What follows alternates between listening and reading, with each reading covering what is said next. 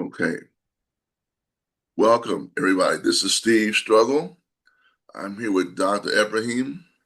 It is Sunday, the 10th of May, 2026, and welcome to another edition of Here and Now, where we not only talk about the issues, we encourage our listeners and viewers to get involved and participate in the struggles of today. Abraheim, how are you doing? I had a fall when I went to Toronto, and it was pretty severe. I don't fall soft. I fall hard. Because I've got a lot of metal in my body now. So I got, like hit my eyebrow on the cement and Was it cracked because it. of ice? Was it because of ice on the concrete or something? No, I was thinking about it. The American militia ice. No, no ice in Toronto. Toronto is warmer than Montreal. It's Okay, just that I was on feeling pretty dizzy because of a new medication that wasn't at all suitable to me. okay. But well, continue on. No problem now. Good to hear Well, from you. I'm What's happening I'm there in I'm Los Angeles? I'm glad that that you're that you were able to bounce back or recover from the falls because falls are something we don't expect. It's different if we see it coming, we can grab something, a slip, but once you're headed down, what happens is kind of like almost fate or luck. Because I've fallen many times in places, and it's just you just hope that you recover well. Yeah. You never really know what's going to happen. I had a fall a couple weeks ago at a gas station of all places Hmm. around the gasoline hose, Hmm. and I was lucky that my hands were free and I could cushion the fall, so I didn't fall on the ground and hit my Yeah. head in the concrete. So I totally identify with the injury that you suffered because I suffered an injury, Hmm. and falls are just people need the shoes, what you're wearing. Falls are just something that is no joke. And when someone falls down, because they more than likely, unless it's a football game or some athletics where it falls a part of the thing, or maybe a policeman or some kind of job where you're throwing somebody to the ground, that kind of nonsense. Yeah. Falls Yeah. are just no joke. So Yeah. I'm happy that you're able to. Yeah, Especially when you're 78 years old like I right. am now. As we age, falls have more damaging impact on us. Yeah. And we're older, we can just bounce up and bounce back. Baby fall down, I'm getting up. Okay, wow, that kind of thing. Yeah, Yeah. so you have my condolences, and I hope that your visit to the physician is successful and you're able to get more therapy to get back in swing of things. Yeah. What I want to share with I've shared this with some people recently. I've gotten mixed responses. I saw an article, I think it was Tuesday or Wednesday. There was a shooting, very weird shooting. All shootings are weird. In urban areas, most shootings are weird because they shouldn't happen. There was a woman with her daughter in a clothing store trying on some clothes. For some reason, a policeman was called to the store about to engage a man who was allegedly swinging a bicycle lock at people, one of those ones that is curved. And the policeman, for some reason, carried a rifle, not his sidearm, strange to me, into the store. His rifle went off apparently accidentally, which is also strange to me. You should have control of your gun. Ricochets off the ground and kills the daughter in the waiting in the dressing room with her mother. Okay, I just total tragedy. All right, I think we'd all agree. So I want to say it's the state. The state tried the police officer and the city of Los Angeles. They were sued. They were tried in court, and they were found not guilty because they followed procedure.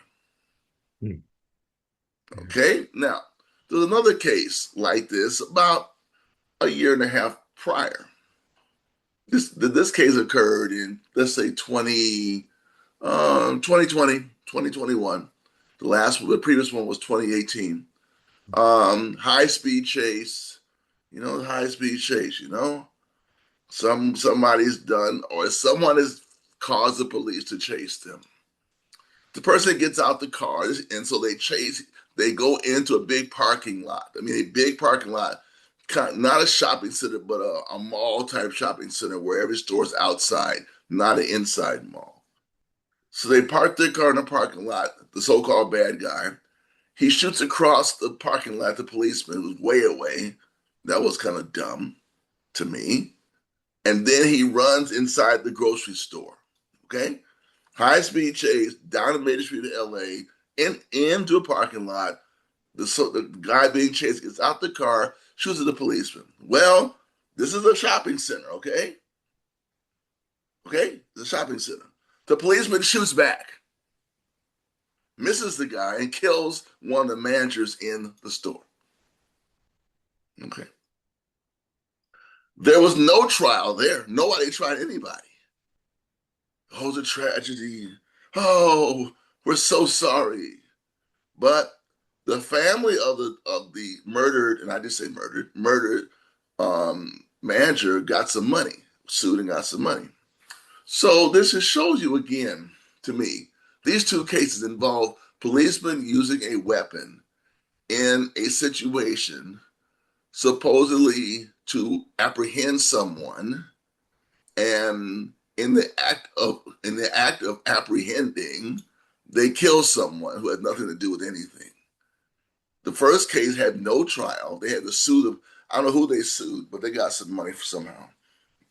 The second situation had a trial. They're found not guilty. What the hell's going on here? You and I can be anywhere we want. It's bad enough in some areas where some hoodlum or somebody with a gun, some fool with a gun wants to shoot you or shoot somebody. But then here you have law enforcement trying to shoot somebody and they miss, and the person who dies as a result of their missing, their death, they are exonerated for the death. Oh well, any policeman would have done this in this situation. Therefore, you can't charge them with a crime. Mm, You have to be found not guilty, and that's why the first case I think wasn't even tried, because they knew that whoever was the DA at the time, either state DA or local DA, they knew that's what the outcome was going to happen. I think this trial came because of the ex DA was going to try, and they actually got rid of him because he was a pro justice DA. But the trial was still in the works after he lost his election for his attempt to be reelected. So what do you mm, think about this? I mm, mean, in warfare, we have this thing called collateral damage. I mean, oh well, civilians just died, too bad, And then mm, Hegseth dismissed these generals who didn't want to go to war in certain settings. I think in Iraq, because they felt that the collateral damage possibility was too high, and Hegseth fired them. He didn't care. I want to mm, kill somebody. So yeah, you see it from the top. mm, I want to kill somebody. And the policeman now, I can shoot somebody. I can shoot at the quote unquote suspect. If I miss and kill somebody, I'm not going to be tried for it. mm, It's ridiculous. The people have no right they have no right to be protected from even legally sanctioned violence. mm, And police shootings are legally sanctioned violence. We have no right to be protected from it. If say we're injured, unless you have a lawyer and got some money for a lawsuit, then you might get, but your life ain't coming back. And if there's a trial where the state, the county or the state prosecutes the jurisdictional body and the officer, this case here will be used as a precedent. Here we mm, show we can do this. mm, I find it just absolutely ridiculous. I'm sorry, it's absurd. yeah. Yeah. It's it seems if that's the case, in California of all places, means that the civil law is no longer dominant. What you have there is a condition of martial law in which agents of the state, like the police, which is what they are agents of the state, can do whatever according to their own rules. They set up Right, their own rules, right, and they don't follow the law anymore. It's not a condition of law; it's a condition of martial law, military law, which can change, from day to day, of course. Like it's all a matter of command structure and protocol, and that's martial law, and that's illegal because it hasn't been legally proclaimed. It would have to be legally proclaimed by the governor of the state, and I presume that it has not been. In fact, the governor of the state of California was actively opposed to the use of martial law by ICE agents in California. So there's no precedent upon which, the police can get away with anything like that. They should be prosecuted and they should lose. right, If they don't, they should be appealed and, right. and I agree. They should lose and it should be appealed yeah, because this is just saying anything can happen to you. If something happens to you and I'm a policeman and you're injured in some way, even if you're the so-called bad guy. But here, you're not the bad guy. You're not the person who they're coming after. You happen yeah. to be in the area, like these people in LA, who have lost their eyes. They've lost their an eye or eyes, based on being at a anti-ICE demonstration. Somebody shoots them in the eye with a less than lethal projectile. Oh yeah, rubber It's bullets. happened so much, it is a pattern. Therefore, it is not random. Okay? Here it It is. happened. This is a rubber bullet. This is a rubber Yeah, bullet I brought back from the West Bank. This is what a rubber bullet looks like. yeah. Like it's as big as a thumb. And inside, there's like inside is like a big chunk of metal. And it's weighty, This is it's not a non-lethal projectile, this. There You you go. know, That's right. this is I'm, I'm just saying that's the terminology they give it. Yet here in Southern here in Los Angeles over the past year, and it's been in the newspaper. Okay, so the newspapers are taking this up because they know it's. I mean, they can't ignore this. hmm, That these people are not throwing anything, even if they're throwing something at the law enforcement officer, you can't shoot me in the eye. yeah. Okay, Hmm. I mean, even if they are, and they say they're not, and unless you can prove they are, and that's not the issue here, then I'm gonna give them the benefit of the doubt, and say they didn't do it, or it really didn't make any difference.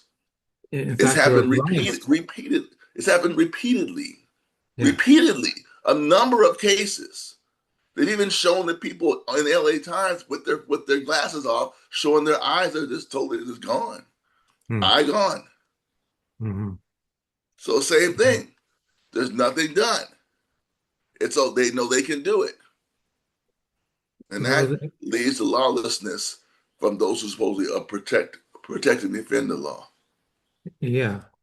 Yeah. So, if the police aren't following the law, then why should anybody else, That's the consequence. It's a very good point. Yeah. But what the police are doing is the police are acting like a judge and jury. They're deciding that Yes, somebody is guilty and that they can shoot them and inflict whatever yes. harm that they deem necessary. They're the Mm-hmm. judge, jury, and executioner, all three, all together. The cop assumes that they have that power, and they don't, because any person that they consider necessary to detain is an innocent person until they're proven guilty, and they have to be treated as such. They are innocent until proven guilty. If they arrest somebody, that person is still innocent. But the police don't treat people like that. No. When I was arrested for a so-called criminal mischief here for having written "and a free Palestine" on a poster worth $2.01, I was put in a prison cell that night. with four fluorescent tubes a light all night long, on a bench, a wooden bench that had no mattress, no pillow, no meal. And but at least that was better than in Palestine, where when we were detained for 26 hours, we had our hands tied together and eyes blindfolded. So at least here, I didn't have my hands tied together and my eyes weren't blindfolded, but otherwise it was still torture. And when it came to the prosecutor, the court case, the prosecutor just dismissed the charges, didn't even bring them before the judge, just revoked the charges because they were so ridiculous. And yet, I had been tortured, overnight by the police. So I'm suing the authorities that got me arrested in the first place, and that's proceeding and see what happens there. But I'm on my own there. I don't have there's no lawyer who is sort of, adept at doing that kind of work here. So I'm doing it myself. Well, what do you think about this situation, Abraham, in Iraq? News story, I'm sure you've heard it. It was on Al Jazeera.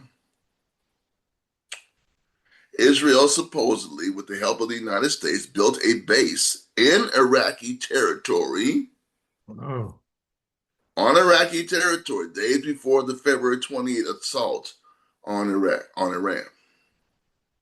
There have been makeshift pictures here and there.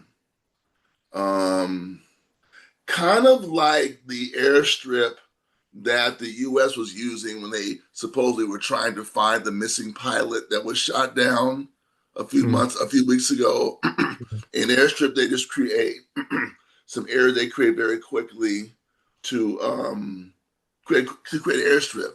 Now, as I understand it, Al Jazeera said it existed. Now, the Iraqi minister, and then there was a Palestinian, there was a Bedouin farmer who was attacked by gunfire who came across it. Now Iraq says it doesn't exist. It's a picture here, which I can't get on the screen right now, from, let me see here. What is it? It's from Iraq Desert Al Anbar Najaf. They have the coordinates 32 degrees 11 minutes 05 seconds north, 43 degrees 52 seconds 19 42 degrees 52 minutes 19 seconds east. So there is a supposedly a location where this thing is, and it's amazing. I mean, if it doesn't exist, okay, it doesn't exist. But if it's true, it's utterly amazing that Israel and the United States know they can violate territorial integrity of a country, build an airstrip to use it in an assault, and then, of course, I'm not sure they've even denied it exists yet, though. Iraq has been the one saying it doesn't exist. What do you think about this? What's going on here? no, I didn't hear about that. That's interesting. Huh. Israel could have used those bases to They did refute use it on its supposedly, way to, right? Right. Yeah. And to attack Iran. yeah. Hmm. But the Iraqi resistance is very strong and has not been repressed and is advancing. And Oh, those that's very bases true. have been bombed by Iran. So it seems like they're not going to last there very long. Iraq Well, is an enemy of Iran. my view is if the base exists, it needs to be destroyed. Yeah. Iran should destroy the base Hmm. and not. I mean, have no take no res. If we can determine it exists, the base, unless Israel's just going to abandon it, they may abandon it now. Yeah. They may just say we got to get out of here. Let's go. Yeah. Cover's blown. But I found it amazing. It's some very detailed pictures here. It's just very detailed picture. Wish I could find some way of getting this. There's a new Instagram program called Threads, and it's on threads. Hmm. It's hard to. Let me see if I can get on WhatsApp. Let me see if I can get on WhatsApp. I actually think I get WhatsApp. Hold on a second. I'd like everybody to see this. This is something to see. That is Uh, an Israeli base on Iraqi territory. let's have a look at that. While you're looking for it, I'm Yeah, going to put yeah. the recording on pause, because we want to get this. Okay. So supposedly, here's the coordinates. You know, minutes, degrees, and seconds north. Iraq, Western Desert. There's the pictures. Who got the picture? Who knows? When you ever get these kind of photos, you gotta find out where this picture come from. Could it actually be real? We don't know. But supposedly this is the base. Iran has a new sophisticated satellite that was put into orbit by China, which is probably recording this. Well, they had to brought in some vehicles, which they could easily do. But remember too that when the U.S. said that, okay, Brian Berletic said that so-called rescue operation was a fraud. That it was a base, that what they call forward operating base, that they had set up in Iran to project the U.S. military presence in Iran, and then they could dismantle the base or destroy the equipment when push came to shove and it's time to leave. So Hmm. he was saying that this is something that they do. They create these bases, and they're able to evade the detection of the host country long enough to carry out what they need to carry out, and then they can always evacuate the base or just destroy the equipment because Hmm. it's not permanent. Hmm. Hmm. And he talked about an airstrip. That it was an airstrip, so it's very similar to what he said. The base, that action in Iran wasn't about fighting the soldier. It was about, because they brought so many soldiers in. They created an airspace. So he's saying that it's able to do this is done regularly. It's not something unusual to do, Hmm. and they practice doing this. They Yeah. practice creating these bases. They have practice runs. Armies like probably United States, France, Israel, other places, so they can set some up real quick. Come in, do what they got to do, and they have the capacity to do it without being detected, at least for a certain amount of time. Well, they So, tried at Isfahan. They tried to set up a base there. They had an airstrip there, right, and right, exactly. That's it, they right. were they were attacked immediately. And under fire, they retreated immediately as well. They didn't get anywhere with that. So, they said it was an airstrike here at the bottom on March 26th. I don't know, March up 2 months, almost 2 months ago. I don't know what that's all about, but this is. I just want to show our viewers. Maybe you can do some research on your own. Look up these coordinates on like Google Map and see what you find. Yeah, it's Iran More, that more, should look up those coordinates. well, I agree, but I mean, at this point, if it's there, Iran should destroy the base. They have every right, and I'm sure that unless the Iraqi government says no, we will take care of it. If so, the Iraqi government should take care of it. That's fine. Yeah, yeah, yeah. Oh boy. So Okay. that's it. It's on. So our viewers can screen shoot this, and go look for themselves. Yeah. Now, I wanted to intervene in today's recording with a critique, a methodological critique. The method of analysis that is used by the left populist movement is very limited and faulty. It sure is. It's sort of, the anti-war opposition is based upon a moral code, which most people learn from their upbringing of in Christianity. And in Christianity, you have the good people and you have the evil people or bad people. Okay, so you have a methodological criterion in which you have good and evil. Hmm. Does this work? No. I'll give you an example. The good and evil paradigm is imposed upon the critique of Zionism. And the initial conclusion using formal logic, like, oh, and Tucker Carlson is, the most adept at this, blaming Israel and AIPAC for the US foreign policy, saying, oh, these, uh, influences are bad and they're turning our country to be bad, okay, and blaming Israel for dragging the United States into the war on Gaza or Iran or anything else. It's all Israel's fault. And by extension, it's all the fault of AIPAC. Uh, Ta-da. Like that's the end of the story. Uh, but if you look at the empirical conditions in the United States, you can see that something's wrong there because the number of Jewish Zionists in the United States is rather minimal, considering that the Jewish people are only 1.5% of the population. Perhaps there are 30% of the population in New York, but that's New York. New York is not the United States of America. And we're talking about the USA. Mhm.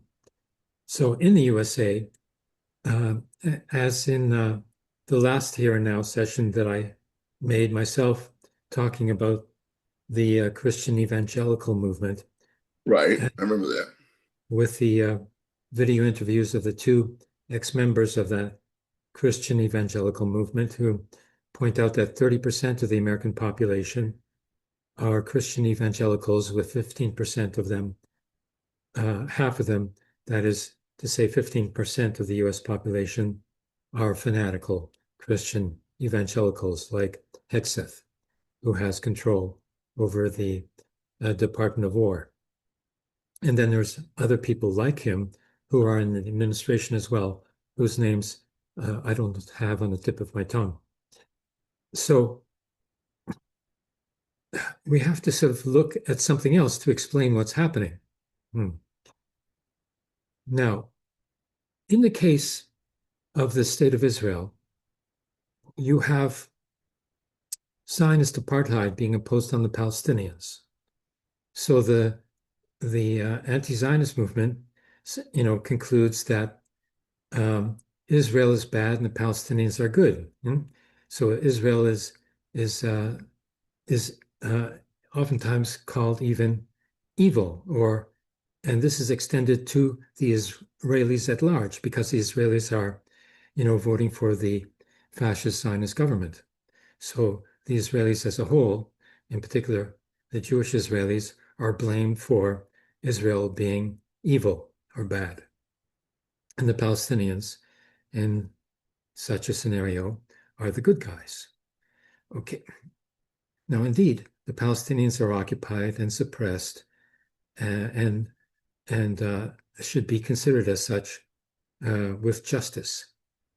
Now, when we look at the Israelis, first of all, we have to distinguish between Israelis and the state of Israel, which is a fundamental distinction to be made in political philosophy, of course, but which is not made. So the Israelis are denounced as being evil. And we can find as many examples as we need of Israelis who are indeed fascist murderers. And amongst those Israelis, 50%, it is not known, but 50% of the Jewish Israelis are also Arabs. That is, they come from Arabic countries. Their families originally spoke Arabic. They are brown-skinned like the Arabs are because Jewish people are Semites, like the Arabs are, in spite of whatever, the so-called anti-Zionist opposition claims, which tries to support the Palestinians by claiming that the Israelis are merely settler colonials who come from another country and have no indigenous relationship to the land of Canaan, which is what it was originally. That argument is false and only serves to bolster the support that the Zionists have amongst the Jewish community and elsewhere. So they're acting in a way that is counterproductive for the sake of the Palestinians with such arguments. Now, the Arab Jewish population, that is 50% of the Jewish Israelis, uh, who are the brown skin underclass, the caste system of oppression, in which the Jewish Arabs are relegated to the lower ranks of each class to which they may or may not belong. This is caste oppression. It is a form of national oppression. And according to the sort of good bad criterion, uh, good evil criterion, these Mizrahim, as they're called, the Jewish Arabs of the Jewish Israelis, therefore are considered to be good. Okay, although they are very fanatically pro-Zionist, they go into the army, they kill Palestinians, which is bad. So how can they be both good and bad at the same time? Can't be. So forget about this paradigm of good and bad, good and evil. Doesn't work. So in spite of the Jewish Mizrahim, Arab population who are Jewish of the Israelis, they are an oppressed caste of that oppressive regime, which is an apartheid state system, uh, uh, placing Palestinians, even Israeli Palestinians, into a condition of a lower caste. But the Jewish Arab Mizrahim are also a lower caste, even though they are pro-Zionist. So they are oppressed and they are oppressors at the same time. So do we support them or do we oppose them? We support them because they are an oppressed class in spite of their consciousness, in spite of their political consciousness. Do we have a political program to liberate them from the Zionist apartheid to which they are subjected to in order to win them to become anti-Zionist? No, there is no such program. The Palestinians do not have such a program to present to the Jewish Arab Mizrahim. The so-called Israeli opposition has no such program. And they are left to founder in the hands of the Zionist establishment, even though they are oppressed by that same Zionist establishment.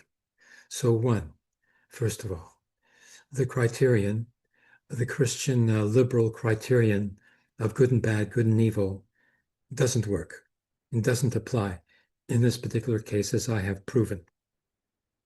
So what criteria do we use? We use the criterion of class, a class criterion to determine who is oppressed and who isn't. We consider the working class to be oppressed, even though they may have gone, as in Germany, to fight for the Nazi regime and kill as many Jewish people as they could. Nonetheless, the workers are an oppressed caste who are manipulated into acting as agents of the state.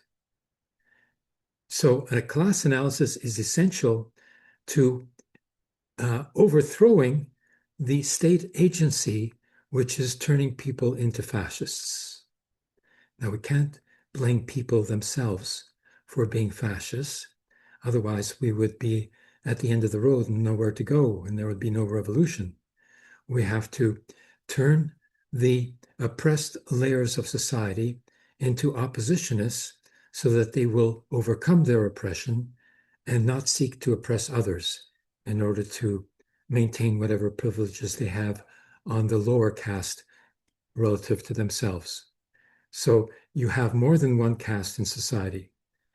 In Israel, you have Ashkenazim on top, with, of course, the national bourgeoisie controlling that strata. Then you have the Mizrahim, Arab Jewish strata caste, which is oppressed by the first caste of Ashkenazim in the name of the state. Then you have the Israeli Palestinian population, a third caste.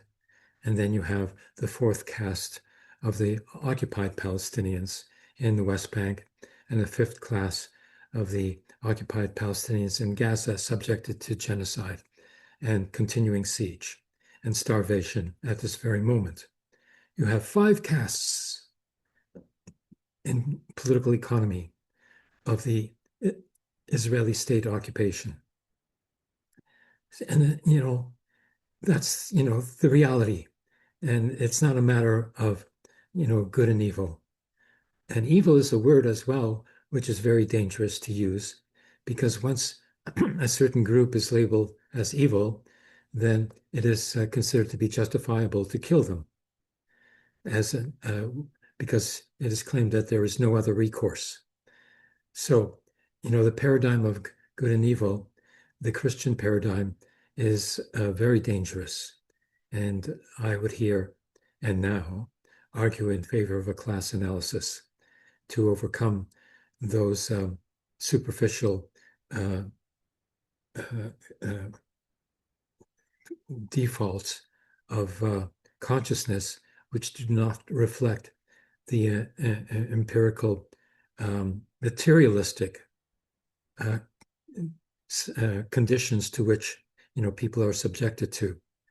So I'm arguing in favor of a class analysis and not the rather stupid, good and evil sort of paradigm that is used in the anti-war movement at the present time in order to solve the problem of war by way of class struggle and revolution and not by moralistic condemnation in and of itself, which is not accurate, not true, and ineffective, period. That took a lot of energy. I think that your thinking needs to be discussed and debated and thought about by our listeners and viewers. Yeah, Because right now there is and further developed as well because it's not right, right, complete. Yeah. right. Um, what I find interesting, yesterday I was in an area where there was a um tell me about the our Jewish brothers who wear the big black hats and the black suits. Who are they? And they have Oh, the the Orthodox. right, They're, right. the Orthodox And are presented as a stereotype of what a Zionist is, right, but right. So, it's not so true. I see the Orthodox brother with with his daughter. He's walking in the alley, which is kind of weird to me. But it's okay. Mm, And I drive by him. He smiles at me. I smile at him. mm, Ain't no. Just hey, brother, what's up? How you doing? He got his daughter in his hand. He's having a good time with his kid. yeah, They're out on Saturday. I guess they go to temple on Saturday. And mm, everybody's hanging out. And yeah, I'm not having no anti-Jew kind of thing on me. Oh, I don't like them. Why? Why don't you? What's up with you, you fool? Because they throw on a black suit and a white shirt, mm, and they what's and a hat. Big deal. I mean, yeah, just on that level. I'm saying just on that level, it's time to get rid of this nonsense. yeah, Just on that level, get rid of the nonsense. That these are some weird people. They're not weird, just like you and me. They just got a different way of saying stuff. Anyway, I just want to say that. Because yeah, growing up, it's just kind of like, oh, them weird people. Weird is mm, got a different way of looking at stuff, man. Just leave them alone. No, be yeah, friendly. Be yeah, friendly. Be friendly. Don't wait, because especially in an urban setting, being appropriate and polite and friendly goes a lot further than pointing fingers at somebody. yeah. Anyway, that's all I see it. Also, if you take the criterion that was launched by the women's movement in the slut walks, in which they chanted, that women have a right to dress and appear as they wish, that nobody can tell them, what to wear and what not to wear. Okay, fine. And that applies as well to women who want to wear a hijab, a hair scarf. And so that criteria is consistent, it's a woman's right to self-determination of her own body and her own self with respect to what she wears and whether she's going to bear children or not. All of this, applies to women. Now, if you take the same criterion, you can apply it to men as well. Men can wear what they want according to their cultural criteria. So that's, what the Orthodox are doing. They want to appear Jewish because they are proud of being Jewish, not necessarily proud of being a Zionist. No, they're proud of being Jewish, and they have reason to do so. Hmm. But the Orthodox are uh, turned into a paradigm by many anti-Zionist critiques that follow this good and evil sort of thing, and they know that Zionism is bad. Okay, and so they see some Orthodox Jewish people are pro-Zionist because the settlers, in the West Bank who go to steal Palestinian land, often wear tzitzis, these underclothing, with strings hanging from the four corners for prayer purposes. And they wear a kippah, head covering, as do Muslims, actually. And they're, stereotyped as the epitome of what a Zionist is. However, first of all, the settlers in the West Bank are a minority of the Orthodox. Two, they are mostly Ashkenazim and not Mizrahim, not Arab Jewish people. So they are part of a privileged caste strata and subsidized to that effect by the state in the West Bank. Even though the state has not even been able to annex those lands, they still subsidize them and treat them as if they are owners of those patches of land in the West Bank.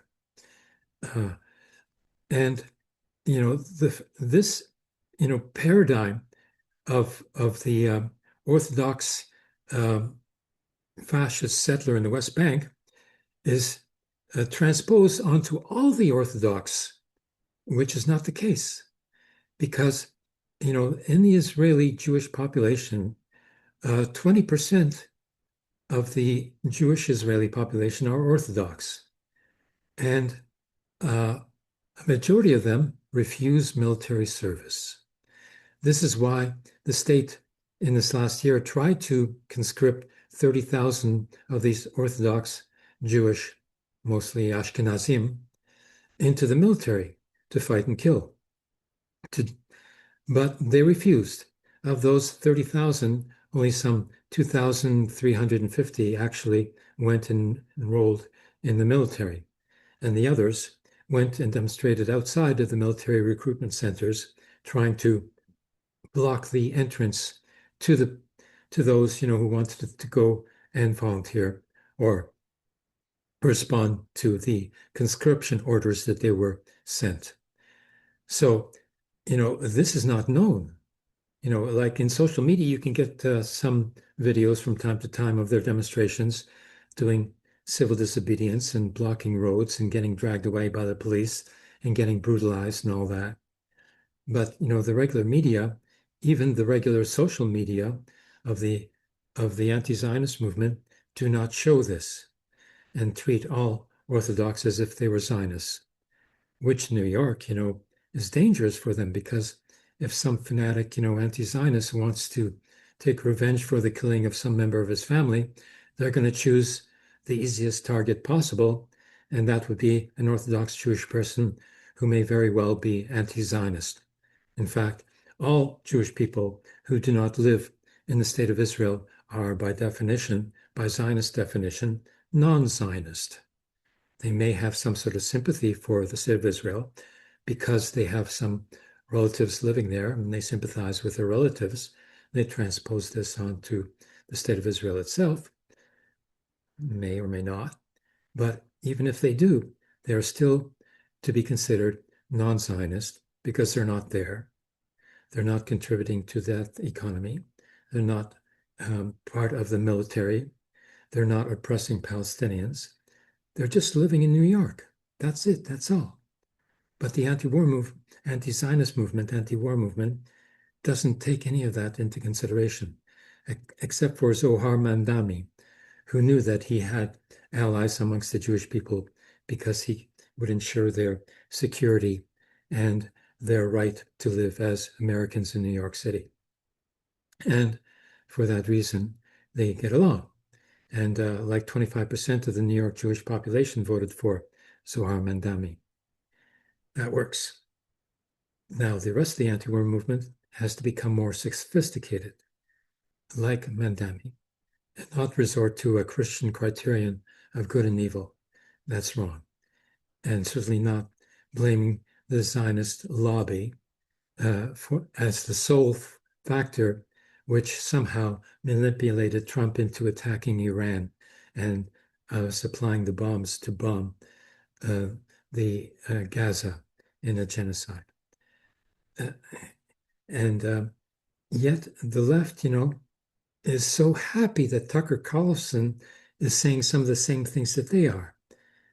And they think that this is, like a breakthrough. It's not. It's a diversion. It is the negation of the anti-Zionist movement that we have built. It is not an elaboration of the movement. It is diversion. It is a contradiction with the anti-Zionist movement because they are merely building an anti-Jewish movement, blaming the American Jewish people for what the American government is doing in spite of the obvious uh, power and influence of the Christian evangelical movement, which has control over the military and which dismissed 20 generals and the head admiral of the Navy as well, because they didn't want to go into a war footing when a war footing was not necessary for the security of the United States of America, and not even for the security of their arm in the Orient, which is called the State of Israel. So the State of Israel operates as their appendage, and the Zionists have made this popular front with the prevailing world power in order to ensure their own security, which means the security of the Jewish national bourgeoisie, as if they were the natural entitled leaders of the Jewish people, which is all false. So, you know, again, it's a question of methodology. And without a revolutionary methodology and being diverted into a, um, a racist, basically a racist paradigm, it certainly is not going to lead into any revolutionary change in the United States of America. It's merely going to bolster the Christian evangelical control over that state. And Israel couldn't care less, even if it leads to anti-Semitism, which it is, because people are blaming the Jewish Americans and Israel for all the faults of the United States. And even if it's leading to such an anti-Semitic conclusion, Israel couldn't care less because they want their support for Israel, not for the Jewish people, in spite of the claim that Israel is there to defend the Jewish people everywhere. It's not true. The Zionist strategy is that they consider anti-Semitism to be inevitable, and they even consider it to be justifiable. And as such, they couldn't care less that anti-Semitism increases because they consider that the Jewish people will be forced to leave their homelands and go and become Zionists and move to Israel and adopt all of the protocol necessary to maintain that state, including the genocide of the Palestinians. So Zionism is not a revolutionary movement against anti-Semitism. No, Zionism is a national liberation movement, but not on behalf of the Jewish people. It is a national liberation movement on behalf of the national bourgeoisie of the Jewish people, period.